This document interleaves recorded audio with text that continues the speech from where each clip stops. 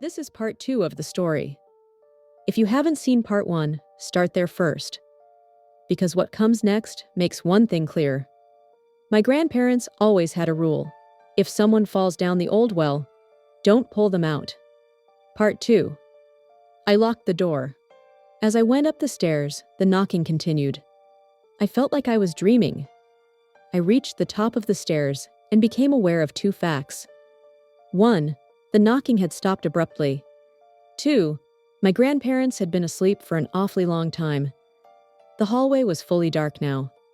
I crossed it in a heartbeat, gently pushing open the door to the bedroom. Their room was opposed to mine, and their window led to the other side of the hill. I approached the bed slowly. "Grandpa?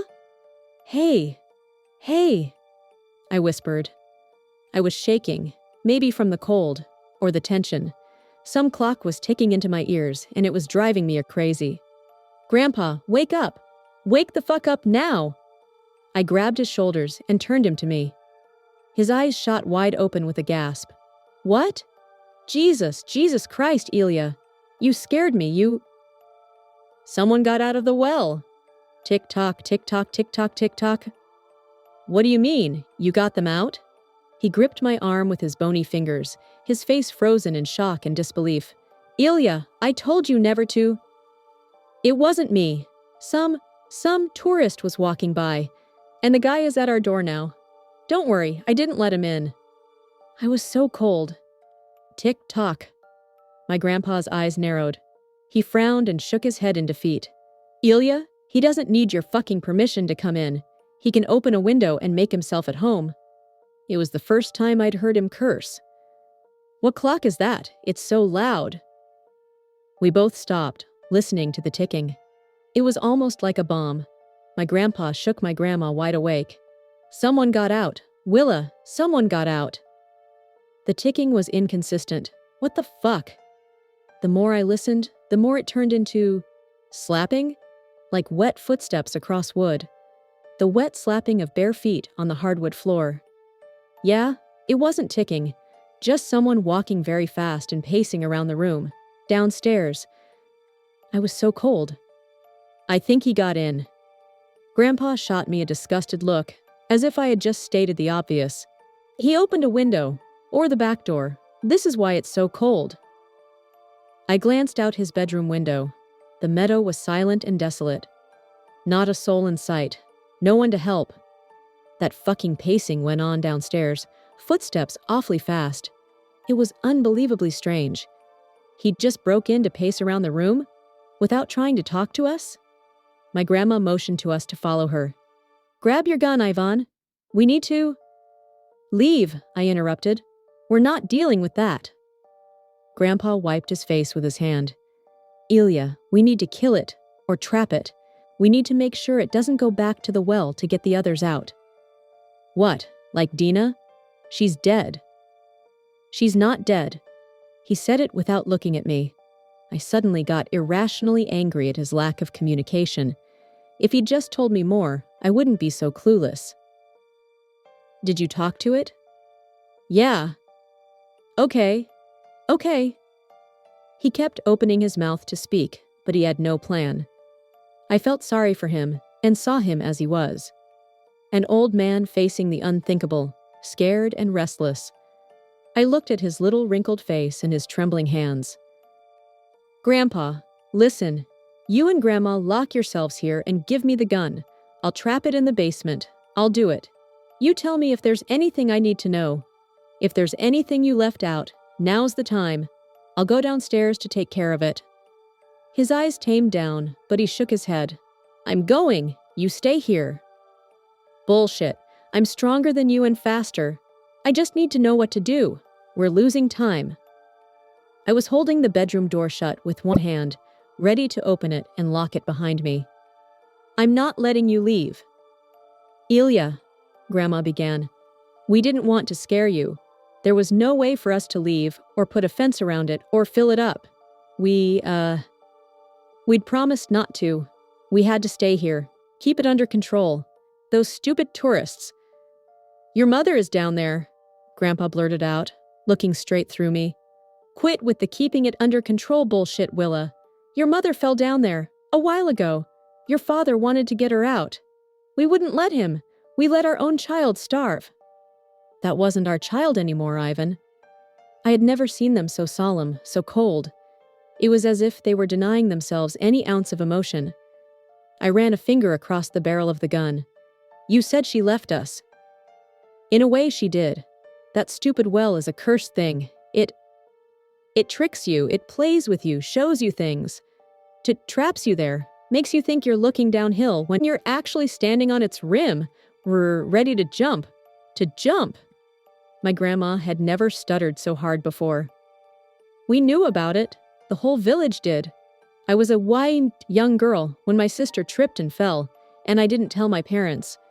I was afraid they'd punish me, so I helped her climb out, and never told a soul. And God, Holy Mother of Jesus." Her lips let out a wail, and she took her head in her hands, her eyes shut. She came home. My sister, my baby sister, and she was soaking wet and purple. And I went to bed, and I woke up, and the ticking continued all around the ground floor. That night, she ate Mommy and Daddy. I couldn't believe this was happening.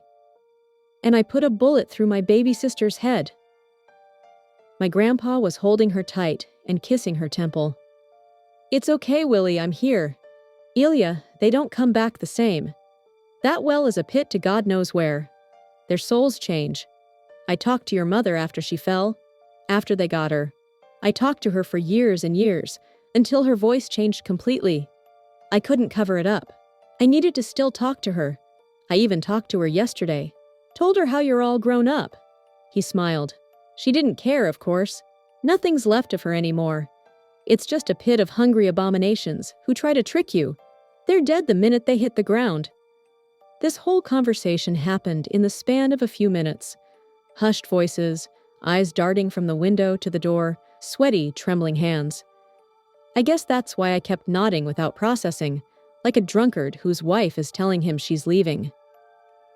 I motioned dismissively and turned the knob. "Before I go, do I just shoot him?" "Yes, don't let him talk. No matter what he says, don't listen. Don't let him go back to the well. Okay? Okay. The ticking had stopped. As I opened the door, the sinister silence waited for me, mocking my fear. I darted to my bedroom window and looked outside, to the well. I saw an abandoned bike, highlighted by the moonlight, and someone laying face down next to it. Yeah, the tourist called a towing company. Was it before or after you pulled his brains out? I thought. The silence that used to be so calming was now my enemy. I slowly put one foot back, my heel bumping softly into the radiator. The body by the bike didn't move.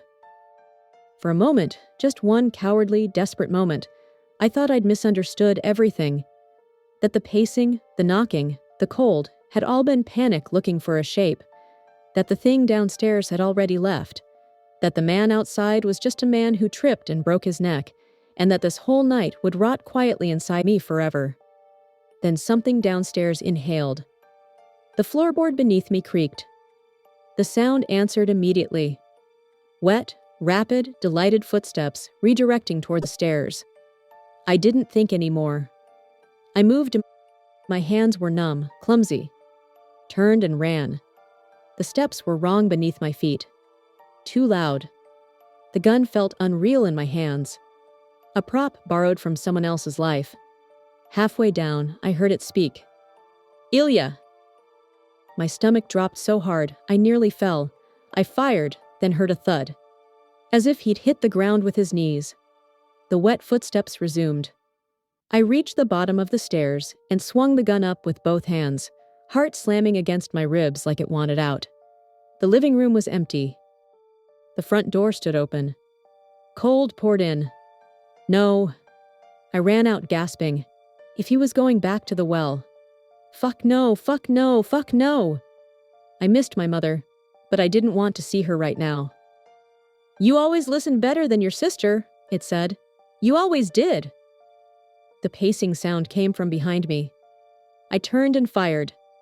The recoil nearly knocked me over. The shot deafened me. the echo ripping through the house like it was tearing something loose from the walls. I fired again, and again. The guy collapsed near the kitchen doorway, limbs folding the wrong way, skin glistening as though it had never fully dried. "You shot me." "Ah, you shot me in the leg, man." He looked unbelievably normal, wet hair plastered to his forehead, crooked glasses, visibly in pain. "I swear, I didn't want to trespass. I was just cold." He started crying. "You can't fool me. You always listened better than Sonia. What if I told you your sister's dead? Would you believe me then? Do you miss Dina, lover boy? Maybe check upstairs. She's vengeful, that one." "What the fuck do you mean by that?" "You always were kind," it continued. "Even when you were cruel, especially then." I reloaded and aimed to his heart before he could gain back his strength. "I helped her out." "Don't listen to what he says, whatever that is. He's lying, trying to buy time." "I helped her out. She's coming for you, man. You let me live and I can help you." "You're already dead. Fuck you." "I wouldn't lie about this. She's the only one who got out apart from me, and she's coming for you and your old man. And that Willa bitch, too." The bang echoed through the house and through my lungs. He lay there, his brains splashed on the wall. I shot him again and again, until I was sure that there was nothing left of him to get up.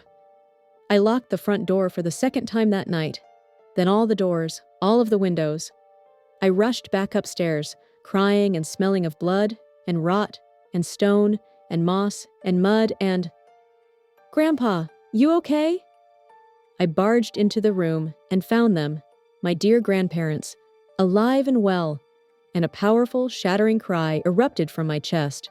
I collapsed into their arms, shaking and cursing under my breath, painfully aware of how fragile they were.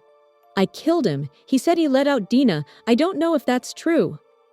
I called Sonia, and she responded. She was alive and well, miles away, in town, as I knew she would be. That fucker was trying to buy himself time by telling me she was dead. By telling me he pulled Dina out. We inspected the house, the well, the surroundings. Apart from the poor half-eaten biker, I couldn't see anything suspicious. I looked down the well. If I struggled enough, I think I could make out the outline of a face. I didn't know whose it was. The poor guy's car was down the road, abandoned. To think that a few hours ago he'd been a normal man, traveling. I felt bad for him. We spent the whole night hunting Dina. Just a precaution. We found nothing. I'm 99% sure that guy was bluffing, that he didn't pull out Dina. This morning, we covered up the well. My grandparents finally accepted that whatever was down there was not my mother anymore. We poured concrete into it. I silently cursed out my grandpa for allowing a literal portal to the rotten depths of the earth remain open just because he wanted to still talk to what remained of his daughter. On the other hand, a father's love can be irrational.